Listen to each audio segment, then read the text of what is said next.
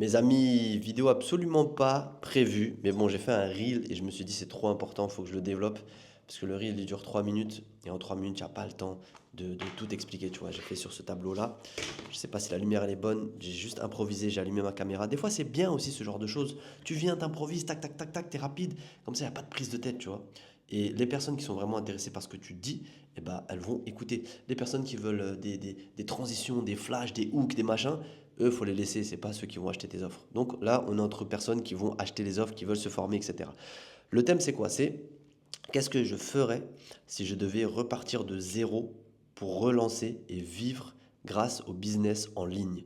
Ce qu'il faut savoir, c'est que moi, avec Kevlar Diet, donc c'est mon premier business, j'ai généré plus de 1 million de chiffre d'affaires en digital, 100% digital.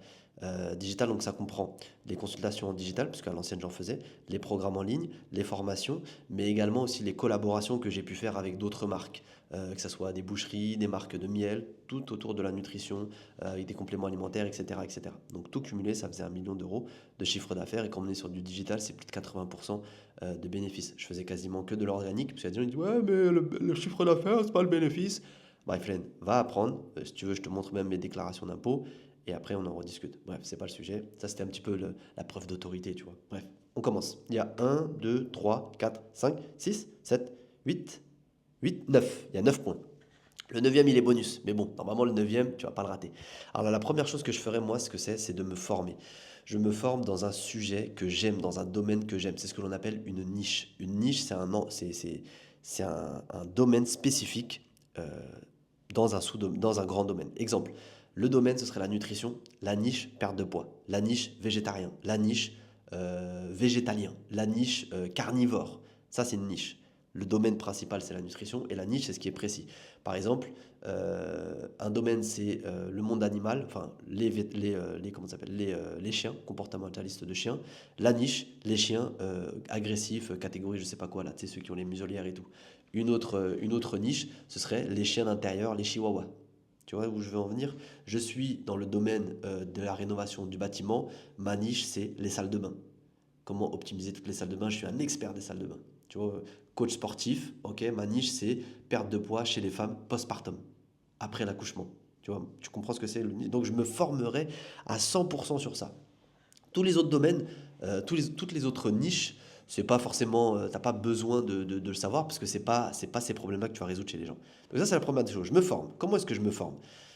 Premièrement, si j'ai pas d'oseille, si j'ai pas d'argent, je vais sur Internet. T'as un téléphone, t'as un smartphone, tu payes un abonnement à je sais pas combien, tu scrolles TikTok, va sur Internet, tu mets YouTube. YouTube, c'est une bibliothèque incroyable. T'as tout sur YouTube, tu peux tout apprendre sur YouTube. YouTube, t'as ChatGPT, t'as tout, donc tu te formes. Si t'as pas d'oseille, tu te formes gratuitement. Moi, je me suis formé gratuitement. J'ai fait ma licence en nutrition, j'ai payé 15 000 euros. À l'époque, je me rappelle, je disais ça comme si c'était un truc de ouf, alors qu'en fait, j'ai dépensé plus de 50 000 euros pour me former au total. Donc 15 000 euros, c'est pas grand-chose pour 3 ans. Mais en gros, tu te formes sur un domaine, même si tu n'as pas d'argent, tu montres, tu vas sur YouTube, tu vas sur ChatGPT, tu peux regarder même sur TikTok, tu achètes des bouquins, les bouquins c'est génial. Moi, en face de moi, là j'ai un, 2, 3, 4. Bah, je vais pas te compter tous les bouquins que j'ai, mais il y a des bouquins, c'est des mines d'or. Et la majorité des bouquins qui ont été en anglais, et auxquels moi j'ai acheté des formations à 400, 500 euros, en fait c'était des copier-coller des bouquins en anglais. Sauf que ces bouquins-là, ils n'étaient pas du tout connus à l'époque. Genre il y a peut-être 5 ans. Ils n'étaient pas connus ces bouquins-là. C'était pas aussi démocratisé. Et du coup, bah, il y a des gens qui étaient avant-gardistes. Ils ont lu ces bouquins et ils ont fait un copier-coller. Donc les bouquins, YouTube, ChatGPT si t'as pas d'oseille. Si tu as un petit peu d'argent, que tu veux prendre des raccourcis, moi c'est ce que je te conseille très fortement parce que j'ai jamais gagné autant de temps et au final autant d'argent qu'en dépensant dans des formations. C'est incroyable. Dans les formations, je te dis, j'ai dû dépenser peut-être en dehors des 15 000 euros. En tout, ça faisait 50 000. Donc en gros, j'étais à peu près 35 000. J'ai dépensé à peu près 35 000 euros pour me former sur à peu près 10 ans, ce qui je trouve est correct. Et heureusement que j'ai fait ça. J'ai payé des accompagnements 7 000 euros, 4 000 euros, juste pour me débloquer certains points que j'arrivais pas à me débloquer. Donc ça, c'est tu te formes sur tout. Ensuite, ce que tu fais, c'est que tu crées du contenu. Tu vas pas créer du contenu. Désolé, je suis un petit peu malade parce que ma fille, avec la nurserie, elle ramène des maladies des enfants. Parce qu'il y a le monde entier ici. T'as des Russes, t'as des Indiens, et du coup, bah, t'as des maladies. No good, my friend. Mais bon, c'est le système immunitaire. Deuxième point, le contenu. Je posterai du contenu pour créer une audience. Mais le contenu, tu vas pas le créer, tu vas pas le poster par rapport à ta niche, les problèmes des carleurs, etc. Parce que t'es pas encore super top dessus. Donc tu vas pas venir en tant qu'expert. En plus, tu vas avoir le syndrome de l'imposteur. ça sert à rien. Les gens ils vont capter que t'es pas forcément bon dans ce domaine-là. Attends, je vais me remonter un peu. Ça, c'est la G. La G Osmo, je te conseille de la prendre, elle est super simple à utiliser. Tu as vu, tu peux bouger comme ça. Bref, c'est super bien et c'est très facile d'emploi. Tu as un micro qui est de bonne qualité. Bref, tu te formes. Mais tu te formes pas sur. Enfin, pardon, tu postes du contenu. Mais tu vas pas poster du contenu en disant je suis expert, voici les astuces, blablabla, parce que t'es pas assez fort, t'es pas assez bon. Les gens ils vont le voir directement, ils vont dire ah, vas-y, toi, va encore te former, encore un arnaqueur, etc., etc. Donc tu vas faire du contenu sur quoi? Tu vas faire du contenu sur ce que tu apprends, sur ton histoire. C'est ce qu'on appelle du storytelling. Pourquoi est-ce que tu as décidé de te lancer dans ce domaine-là? Qu'est-ce qui t'a motivé à faire ça? Quelles sont les problématiques que tu as rencontrées? Quelles sont les solutions que tu as trouvées? Quelles sont les choses que tu as essayées, qui n'ont pas fonctionné? Quels sont tes échecs? Qui es-tu? Bref, du storytelling, ton histoire. On veut connaître le personnage. Qui es-tu? Pourquoi tu fais ça? Comment est-ce que tu as commencé? Par exemple, je prends l'exemple d'un carreleur. Ok, bah maintenant, j'ai jamais fait de carrelage de ma vie, je veux me former à la pose de carrelage. Ok, bah là, j'essaie de refaire ma salle de bain, je documente. Là, j'arrivais pas, donc j'ai essayé de mesurer, blablabla. Je suis parti à Leroy Merlin, j'ai acheté du carrelage, mais finalement, il n'y avait pas assez le bon mètre carré. J'ai dû retourner. Tu racontes ta vie, et ça va créer une audience qui est qualifiée, une audience qui sera attachée à toi, ton histoire. Et ça, c'est le plus important parce que ça humanise. Dans le digital, il faut humaniser. Le digital, c'est pas comme le physique, c'est pas palpable. La personne, tu la rencontreras peut-être jamais de ta vie. Donc il faut humaniser et montrer aux personnes que bah, tu es un humain normal, quoi. C'est même là, tu vois, par exemple, je te fais cette vidéo-là, je vais pas te dire un peu à l'improviste. Enfin, si, à l'improviste, c'était pas prévu. Parce que c'est une vidéo, en fait, c'est comme si, tu vois, là, j'ai le fauteuil qui est en face de moi. T'aurais très bien pu être en face du fauteuil et je te dis, eh, tu sais, en vrai, j'ai mis en place une technique, là, j'ai fait une vidéo. La vidéo, elle parle de ça pour gagner sa vie, nanana. J'aurais pu te parler comme on parle là. Et en fait, je te parle, là, je vais me poser comme si je t'ai posé un gars qui est en face de moi. Donc, tu vois, il faut humaniser, il faut que ça soit naturel, d'accord? Donc, après avoir fait ça, donc tu continues de former, tu continues de faire du contenu pour créer une audience, parce que si tu crées pas d'audience, plus tard, tu pourras jamais vivre ton business. Parce que pour vivre d'un business, il faut avoir des clients. Pour avoir des clients, il faut que des gens s'intéressent à ce que tu fais. Et pour que des gens s'intéressent à ce que tu fais, à ce que tu fasses, à ce que tu fais, à ce que tu fais, eh ben, il faut une audience, du trafic. Tu vas pas installer un restaurant en plein milieu de la campagne. Il n'y a pas de trafic. Et ben là, dans le digital, pour avoir du trafic, il faut faire du contenu. D'accord?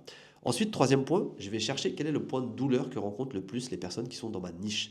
Exemple, encore du carrelage. Le point de douleur, c'est les difficultés, les problèmes que les gens rencontrent. Les gens rencontrent quel type de problème? Bah, ils ne savent pas, par exemple, combien de mètres carrés est-ce qu'il faut prendre quand on achète du carrelage. Je te dis ça parce que moi, j'ai déjà refait ma salle de bain, j'ai tout refait avec le carrelage, je ne sais pas combien je dois en prendre. L'artisan, il te dit, écoutez, on a besoin de 300 mètres carrés. Ouais, non, c'est un peu beaucoup quand même, 300 mètres, c'est une très grande salle de bain. Allez, je sais pas, 80 mètres carrés de carrelage, parce que tu veux faire le sol, les plafonds, les murs, etc. Tu dis, mais ça fait beaucoup, oui, mais vous savez, il y a de la perte, etc. Blablabla. Et après, tu dis, attends, est-ce qu'il n'est pas en train de m'arnaquer pour que j'achète chez son partenaire qui lui vend du carrelage? Tu sais, tu te dis, attends, c'est bizarre. Donc en fait, la problématique peut-être principale, c'est la personne qui ne sait pas comment faire pour mesurer la quantité de carrelage qu'elle doit avoir. Un autre point de douleur, c'est elle ne sait pas quel carrelage prendre par rapport à sa salle de bain pour que ça fasse grand. Est-ce que je prends des petits carreaux? Est-ce que je prends des grands carreaux? Est-ce que je fais les carreaux type métro? Est-ce que je prends du type marbre? Tout ça, ils ne savent pas. Peut-être que la problématique, c'est que la personne, quand elle va faire son carrelage, peut-être que si elle est en bâtiment, et bah, le bailleur ou autre, il va dire, ah attention, si c'est un ancien bâtiment, il faut mettre une nappe hydrofuge. Si vous ne l'avez pas mis, il faut mettre une peinture hydrofuge. Si vous ne l'avez pas et qu'il y a des dégâts des eaux, l'assurance ne prend pas en compte. Bah, c'est des trucs techniques, mais en fait, c'est des points de douleur que tu peux connaître uniquement si tu te formes et que tu pratiques la chose. Et en fait, il faut que tu vois, ce que je te donne là comme piste, là, comme réflexion, il faut que tu te dises, ok, comment est-ce que moi je peux le transposer dans mon business?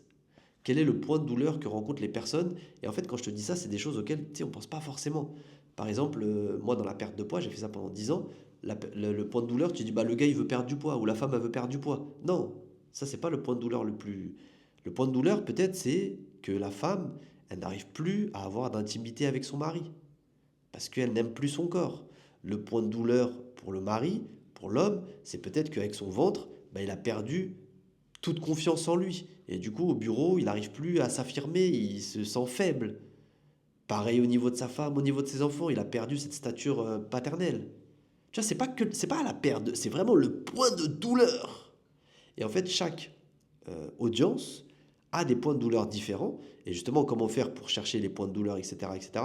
Ça, il y a plein de solutions, je t'en parlerai à la fin. On a dit qu'à 9 points, je te parlerai d'un 10e point. Donc on trouve les points de douleur. Après avoir trouvé les points de douleur, qu'est-ce qu'on fait? On trouve les solutions. Eh oui, tu sais que le problème que rencontrent les personnes qui sont dans ta niche, c'est A. Toi, ton optique, c'est de vivre grâce à ton business en ligne. Eh bien, tu vas trouver une solution au problème A. Très simple. La personne, elle veut poser du carrelage, elle ne sait pas comment faire pour mesurer combien elle sait pas combien est-ce qu'elle doit avoir, elle doit acheter de carrelage. La méthode pour mesurer, genre au centimètre carré près, combien est-ce que de carrelage tu dois acheter pour faire des économies, ne pas te faire arnaquer et pouvoir optimiser ton budget pour la salle de bain. Voilà, une offre claire, simple et précise. Qu'est-ce que tu vas obtenir, de quelle manière et qu'est-ce que tu vas avoir comme bénéfice? Solution. Ces solutions-là, tu vas en créer des contenus. Tu vas créer des contenus en proposant des solutions à ton audience, en expliquant leurs problèmes. Pourquoi est-ce que tu payes trop de carrelage lorsque tu veux refaire ta salle de bain? Parce que tu mesures mal, parce que si, parce que ça. Ok? Les solutions dans les contenus. Donc là, on a se former, créer du contenu pour créer l'audience, trouver le point de douleur de ton audience ou trouver les points de douleur de ton audience, partager des solutions à ces points de douleur-là, à ces difficultés. Tu vas voir que point de douleur, on va dans le business, tu vas très très très souvent le rencontrer. C'est les problèmes majeurs que rencontrent les personnes. Donc on a se former, les contenus pour créer de l'audience, les points de douleur, les solutions à ces points de douleur qu'on crée en contenu. Et après, ce que tu vas faire, c'est que tu vas créer de la connexion. Par commentaire, par DM, tu vas interagir avec ton audience. Parce qu'encore une fois, on a dit il faut humaniser. T'es pas, comme je t'ai dit, t'es pas la chaîne YouTube de Leroy Merlin. Leroy Merlin, on sait que c'est une chaîne, il n'y a personne qui va te répondre, c'est pas humanisé, c'est un service client. Oui, bonjour, allô, quel est votre problème? Ça, c'est Leroy Merlin, c'est Auchan, c'est ce que tu veux. Par contre, toi, t'es pas eux. Donc ça sert à rien de faire genre t'es inaccessible. Ça c'était avant, ça c'est saut année 2000 comme ils disent, c'est les boomers ils font ça. Ça y est, c'est fini. Ah, faut arrêter ça. Moi, à l'époque, je me rappelle, je le faisais, j'avais payé une assistante, mais c'était il y a très longtemps, c'était il y a peut-être 8 ans. Mon agenda, il était même pas overbooké, j'avais payé une assistante pour mettre de la distance, genre ouais, je suis booké, etc. Mais c'est pas du tout ça qu'il faut faire. Montre que tu es disponible pour ton audience. Genre oui, attends, je vais lui répondre plus tard, etc. En le faisant volontairement. Si tu es vraiment overbooké, que tu n'arrives pas à gérer, etc., ou que ça met du temps à répondre, là, j'ai envie de dire, tant mieux pour toi.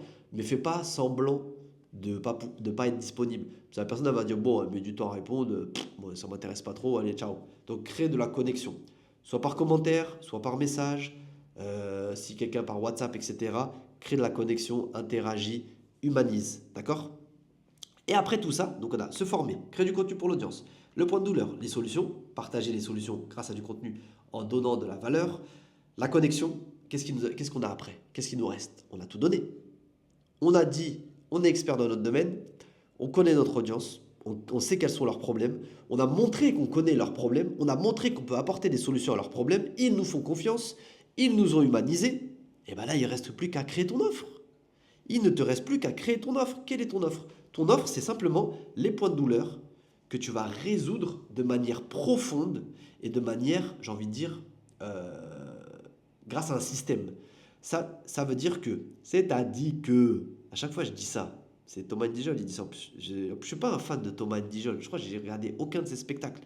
Mais ça je l'ai dans la tête, comme il n'y a pas de panneau. Bref, ton offre, il faut qu'elle propose des solutions concrètes, facilement actionnables, qu'il n'y ait pas de friction, qu'elle soit très facilement mise en place. En gros, ton offre, il faut qu'elle donne une transformation que la personne elle puisse conscientiser, elle puisse prendre conscience de c'est ça qu'il me faut. Par exemple, si je donne l'exemple de mon programme perte de poids, bah, je ne vais pas dire simplement perdre du poids, enfin le programme pour que tu puisses perdre du poids. Ok, le gars il sait pas ce que c'est, en quoi ça consiste, est-ce que ça va être dur, etc. C'est quoi la promesse, en combien de temps, qu'est-ce que je peux espérer, etc. 30 jours pour sécher, ça c'est mon best-seller de perte de poids. 30 jours pour sécher, le programme alimentaire pour pouvoir perdre du poids de manière saine sans le reprendre, sans pour autant chambouler tes habitudes, sans te priver, sans avoir besoin de faire du sport. Et j'ai pas besoin de dire encore en combien de temps parce qu'il y a le nom 30 jours pour sécher. D'accord? Donc il faut qu'il y ait une offre forte. Il faut qu'il soit facilement réalisable et que la personne elle puisse le consommer facilement. Quand je dis le consommer facilement, c'est qu'il ne faut pas que ce soit prise de tête. Par exemple, moi dans mes programmes, je ne demanderai jamais aux personnes de calculer leurs calories, de devoir faire des calculs de métabolisme de base. Non, c'est moi qui les fais pour eux à leur place. Il faut que ça soit sans friction, il faut que ça soit le plus facilement utilisable. En gros, tu vois les meubles Ikea, eh ben faut pas du tout faire ça. Il faut que tu te dises, ok, je vends pas du Ikea en kit, il faut que je vende le truc prêt à l'emploi. Moi, ce que je me dis toujours, c'est peut-être il y a des clients qui vont me regarder, hein, mais désolé, c'est pas contre vous. Mais moi, ce que je me dis à chaque fois, c'est que quand je vends un produit digital, etc., il faut que je m'adresse à eux comme si c'était des gogoles. Je me dis, même un gogol, il faut qu'il comprenne. Vraiment, c'est une image forte, hein, mais il faut que tu te dises ça. Parce que toi, t'as ton œil d'expert. Tu te dis, ouais, mais ça, c'est logique. Oh, ça, c'est facile, attends, ils vont comprendre. Non. Dis-toi, ce sont des attardés mentaux. Dis-toi, c'est des gens de 5 ans. Dis-toi, ce sont des enfants qui comprennent rien. Il faut que ça soit extrêmement clair, le plus clair. Et ça, c'est difficile, hein. Les gens, ils pensent que le plus dur, c'est de faire la formation technique. Le plus dur, c'est de vulgariser et de simplicité. Non, le plus dur, c'est de rendre facile, simple la chose. C'est ça la chose la plus difficile. Donc tu crées une offre. Après ça, t'inquiète pas, on fera des vidéos sur comment créer une offre. Il y aura même des formations et des programmes en ligne, signature, pour comment faire pour réaliser une offre. Et après, le dernier point, le neuvième point, c'est la délivrabilité. Délivrabilité, ça vient du terme de délivrer. Delivery, ça c'est les Indiens à Dubaï. Hey, hello sir, it's delivery, can you open the door? Bref. Délivrabilité. Comment est-ce que toi, tu vas donner ton produit digital? Moi, ce que je faisais, c'était en 2015, 2016, 2016. C'était en 2018. Le gars, il m'a envoyé un message sur Instagram. Je lui expliquais c'était quoi le programme. Il me dit, ouais, je suis intéressé. Je lui dis, tiens, le lien de paiement PayPal. Il paye. Je lui dis, envoie-moi la confirmation. Je lui envoie le lien PDF en Google Drive. Il demande l'accès au Google Drive. Je lui accède. Bref, c'était n'importe quoi. Enfin, je ne connaissais pas les sites internet. Ça n'existait pas avant. Les sites internet, enfin, si, ça existait, mais nous, on ne connaissait pas. En 2018, il y avait très, très, très peu de gens qui faisaient ça. Et du coup, ce que tu peux faire, toi, bah, c'est créer un site internet très facilement. Moi, ce que j'avais fait quand c'était le confinement, avec Shopify, pas du tout adapté pour le digital. Mais je l'ai fait, je me suis formé, j'avais pas d'argent. On m'avait demandé 5 000 € pour un site internet. J'avais pas d'argent. Je me rappelle, j'étais parti, c'était à côté de Villy-le-Bel. Je me rappelle parce que j'habitais au Lila à l'époque. Et c'était le cousin d'un coach avec qui je travaillais dans un cabinet studio privé coaching. Donc je suis parti, c'était des bureaux et tout. Il m'a dit voilà, on va mettre en place ça, ça, ça, ça, ça. Je dis waouh, génial. Il m'a dit 5 000 €. Je dis j'ai pas 5 000 €. Donc qu'est-ce que j'ai fait? J'avais pas d'argent, j'étais comme toi. Je suis parti à la case numéro 1, me former. Qu'est-ce que j'ai fait? Je suis parti sur YouTube. J'ai regardé des tutos d'Indiens en anglais pour justement réussir à créer un site internet facilement. Il y avait du codage HTML. J'avais jamais fait ça de ma vie et j'ai réussi. J'ai fait 395 000 € de chiffre d'affaires de PDF avec Shopify qui n'est pas du tout optimisé pour les PDF. Je ne sais pas si tu te rends compte, des PDF, des e-books, des PDF, des PDF, des PDF. Tu te rends compte? 395 000 €, quasiment 400 000 €, le prix d'une baraque en France. Avec des PDF. C'est moi qui les faisais les PDF. Sur Canva, j'étais sur mon PC. En plus, mon PC, il était éclaté. Il était nul. C'était un HP naze. Naze, naze. J'ai fait quasiment 395 000 €. Le prix d'une baraque. Depuis chez moi, j'étais en slip pendant le confinement. Et j'ai fait ça, pendant plusieurs années. C'est possible. Quand tu veux vraiment, c'est possible. Mais il faut dépasser des limites. Et puis aussi, il faut que ça te soit destiné. Si c'est pas destiné, c'est pas le bon moment, peut-être plus tard. Et peut-être que ça n'arrivera jamais. Mais fais les causes, d'accord? Donc crée une offre, crée une délivrabilité. Genre, comment est-ce que toi tu vas le faire? Si tu fais à la main par WhatsApp, ok, c'est ok. Tu peux lui envoyer ton programme par WhatsApp, tu peux faire des appels par WhatsApp, tu peux faire des coachings avec Zoom, avec Google Meet. C'est gratuit, Google Meet. Il te suffit d'avoir une adresse Gmail. Tout le monde a une adresse Gmail. Tu fais des Google Meet, tu fais un agenda, même si tu n'as pas d'agenda en ligne, tu ne connais pas trop, tu fais avec du papier. Et tu fais tu fais tes premiers euros. Et là, l'argent, tu les encaisses. Et quand tu fais ton offre, il ne faut pas que tu dises je vais gagner de l'argent, il faut que je fasse du bif, il faut que je fasse rentrer l'argent. Ça, c'est la meilleure manière, déjà d'une, pour ne pas gagner d'argent, et de deux, pour passer pour un énorme vendeur de tapis arnaqueur. Ce qu'il faut que tu fasses, c'est que tu sois obsédé non pas par l'argent, mais par la satisfaction de tes clients. Je répète, pour gagner beaucoup d'argent, il ne faut pas être obsédé par gagner de l'argent, mais il faut être obsédé par la satisfaction des clients et la résolution de leurs problèmes. Et en fait, je pense que, comment dire, pour comprendre ça, il faut avoir gagné beaucoup d'argent.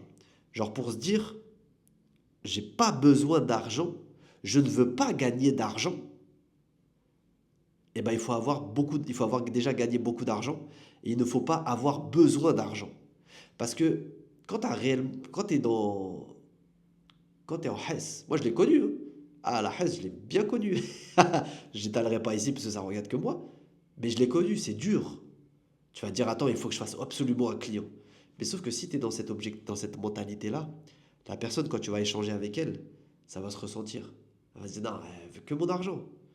Je sais pas, tu vas forcer un peu, même si la personne, c'est pas trop son problème, tu vas dire, si, si, si, t'inquiète pas. Ça se ressent. Quand la personne, elle veut te vendre quelque chose, tu le ressens directement. Par contre, quand la personne, elle veut t'aider, elle veut t'apporter la solution, et qu'elle n'a pas besoin de toi, bah en fait, ça se ressent. Et je terminerai sur ça, tu vas voir, la conclusion, elle est magnifique. Si toi, tu dis, je ne sais pas comment faire, et ben moi, j'ai la solution. Et cette solution-là, ça me fait plaisir de t'en parler, comme ça me fait plaisir de t'avoir partagé ces points-là. Te partager ces points-là, concrètement, moi, j'en ai pas besoin, parce que mon premier business, il fonctionne presque en automatique. Ça, j'ai envie de dire, c'est de l'amusement pour moi. C'est un kiff. Ça me fait plaisir. Ça me fait réellement plaisir. Là, par exemple, je voulais aller à la salle de sport. J'ai déposé ma fille à la nursery. Je voulais aller à la salle de sport, sauf que j'avais mangé un petit peu avant. Je me suis dit, bon, je vais laisser le temps de la digestion. Qu'est-ce que je fais? Bon, allez, vas-y. Ma femme aussi, elle est partie à la salle de sport. Peut-être qu'elle va aller se prendre un petit café tranquille et tout. J'ai fait tourner une petite machine. Le temps qu'elle termine, je vais descendre parce que dans la résidence, on a une salle justement avec des dryers. Donc, c'est des sèche-linges. Et je me suis dit, bon, en attendant, je fais quoi? Allez hop, je vais travailler. À la base même, je voulais aller faire des courses pour aller acheter des choses que moi je devais prendre. Mais comme il était 9 heures et que le matin à 9 heures, il y a du monde sur la route à Dubaï, je me suis dit, je vais laisser passer 1 heure et je vais travailler un petit peu. Mais en fait, c'est même pas du travail, c'est de l'amusement pour moi. Donc, ça se ressent. Quand la personne, elle n'a pas besoin de ton argent, ça se ressent. Et en fait, ce qu'il faut faire, c'est que toi, quand tu vas parler à une personne, tu vas pas vouloir lui vendre quelque chose. Tu vas vouloir lui apporter la solution. Et en fait, il faut que cette personne-là, elle se dise, waouh, le gars, il m'a apporté des solutions, il m'a aidé, et maintenant il me dit qu'il a quelque chose, si je veux aller plus loin, de payant. Mais moi, je veux ça, je veux cette chose-là. Il faut que ce soit ça. Il faut que tu fasses une offre tellement irrésistible, qui soit tellement bonne que la personne en face, elle se sente bête de refuser. Elle se dise, bah attends, franchement, si je refuse, c'est trop bête. Bah là, c'est exactement la même chose avec ça. Si tu te dis, je veux vivre de mon business digital, tu as envie de vivre de ton business digital, de ton business en ligne, mais tu ne sais pas comment faire exactement, et ben j'ai créé une formation ultra rapide qui t'apportera des résultats quasiment instantanément. Ça s'appelle Audience Éclair. Non, en fait, pardon, je sais pas pourquoi je dis audience éclair, c'est audience express. Ah, moi-même, je m'en mêle. Parce qu'il y a un emoji de éclair. Audience express. En fait, l'objectif de ce programme-là, c'est que tu apprennes, donc tu te formes, à comment justement cibler ton audience, comment faire pour créer du contenu intéressant avec justement toutes les techniques pour ne jamais manquer de contenu, les hooks, les prompts, etc. pour avoir toujours des idées de contenu, comment faire pour apporter la solution à ton audience, comment faire pour vaincre aussi le syndrome de l'imposteur, parce que ça c'est quelque chose c'est quelque chose que tout le monde rencontre, et comment faire également pour vendre. Comment faire pour vendre en DM? Des fois peut-être tu vas être intimidé, tu vas dire, ouais, mais attends, là, j'ai apporté plein de solutions, plein de solutions. Tu sais, c'est comme, bon, c'est peut-être, ça fait très longtemps hein, pour les personnes, mais tu sais, quand tu es gêné avec ta femme au début ou autre, et après, il y a un blanc, tu as envie de parler, mais tu sais pas quoi dire. Bah là, c'est la même chose avec la vente. Peut-être que le client, là, il attend que tu lui fasses ton offre, mais toi, tu es un peu gêné, et au final, s'il se passe rien, et tu sais, c'est un moment gênant, et la vente, bah, elle passe aux oubliettes, alors que tu aurais pu vendre, il était prêt à vendre. Et bien là, justement, je te montre exactement comment faire pour faire des ventes douces. Il y a un script de 10 étapes à respecter, justement pour réussir tes ventes. Donc, si tu souhaites découvrir ce programme-là, si tu souhaites passer à l'étape supérieure et que tu as aimé cette vidéo-là, je te conseille de cliquer dans le lien qui est en description et je le mettrai également dans le commentaire épinglé. C'est tout pour moi, ça m'a fait extrêmement plaisir de partager ce moment avec toi. J'ai bien digéré, la machine, elle vient de se terminer. Je vais aller à la salle de sport, je vais aller acheter les choses dont j'avais besoin. Et je pense qu'après, je vais aller prendre un bon petit café et ce sera l'heure d'aller chercher ma fille à la nurserie. Allez, on se dit à très bientôt dans un nouvel épisode de Kevlar Business. Je vais essayer de faire une petite pause sympa pour la miniature. Allez, il y a combien de points? Il y en a 9. Ok, 9. Tac. Et ah oui, et le 10e point, c'est t'encaisses l'argent. Tching, tching, tching, tu encaisses l'argent. Ok, allez. Ting, on fait la miniature. Un, 2, 3, hop. Et bye bye